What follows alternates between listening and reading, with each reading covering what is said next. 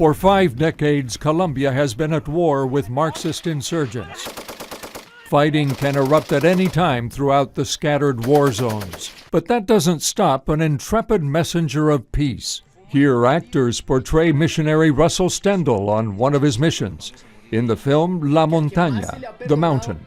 For years, Stendhal has taken Christian literature to guerrillas, paramilitary, and government soldiers. He has forged friendships with all sides, and his radio stations and solar-powered receivers pave the way. To reach areas where it's not possible to have church buildings or scheduled church services, and where it's not possible to do normal missionary or evangelistic work. And so we drop these radios on guerrilla camps and by parachute. We distribute them to soldiers. We distribute them to paramilitary forces. Stendhal has given out over 120,000 solar-powered radios.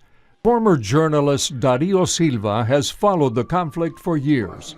He now pastors one of Bogotá's larger churches and sends aid to suffering families in rural Colombia. But Silva says there's a disconnect between Colombia's mega-churches and the country's isolated and often persecuted believers. Churches, especially megachurches, have a tendency to be very Laodicean. I have it all. I am rich, right? But they're not aware of the problems our brothers are going through. Silva says that hardship and persecution have not kept the gospel from reaching the remotest corners of Colombia. In fact, he remembers a guerrilla leader complaining, "Those Christians are the worst problem we have, because we arrive at a remote part of the country where there is no electricity, no running water or roads or transportation, or a parish house or any political figure, and there's always some nut with a black book under his arm preaching about Jesus." Here in the mountains and jungles of southwest Colombia, guerrilla fighters are still destroying churches, driving out believers, and killing pastors.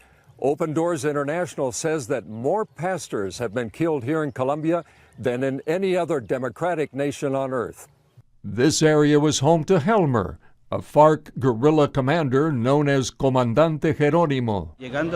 When I became a commander in the state of Cauca, I unleashed all that atheism against the people of God, expelling pastors, closing churches, killing evangelicals, because they paid no attention to what we wanted them to do, which was to deny Jesus Christ, to deny God. But after years of persecuting Christians, Helmer realized he had failed. The more I persecute them, the more they grow, get stronger, multiply. Then I said, how is this? If I'm trying to wipe them out, and they grow more, are fruitful, and make a lot of progress, then I start to doubt. Those doubts led Helmer to a personal encounter with the Jesus he was persecuting. Today his weapon is a Bible, and he urges people to follow Christ instead of Karl Marx. Stendhal believes that over 100,000 combatants have become followers of Jesus, and the conflict could be reaching a tipping point. The ones that want to continue with all this violence are having a lot of trouble now because there's enough Christians to really be the salt and the light. What used to be a spiritual black hole, we consider now as at least 10% Christian in most areas. Indigenous Christians are also spreading the gospel. Alvaro Dagua from the Guambiano tribe manages 2 Christian radio stations. At a recent Christian media conference in Cali, Dagua and fellow Guambianos talked of reaching beyond their own tribe. If you go into the virgin jungle 3 days on foot, you'll find the Agua tribe that hasn't been civilized. So we want to reach out there with our radio station, with the Word of God, so that the Agua tribe can inhabit the kingdom of heaven. Meanwhile, government negotiators are meeting with FARC guerrilla leaders in Havana, Cuba, and hope is growing that a peace agreement may soon bring an end to Colombia's 50 years of internal violence.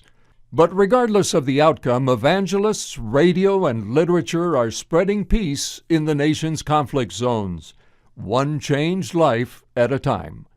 Stan Jeter, CBN News.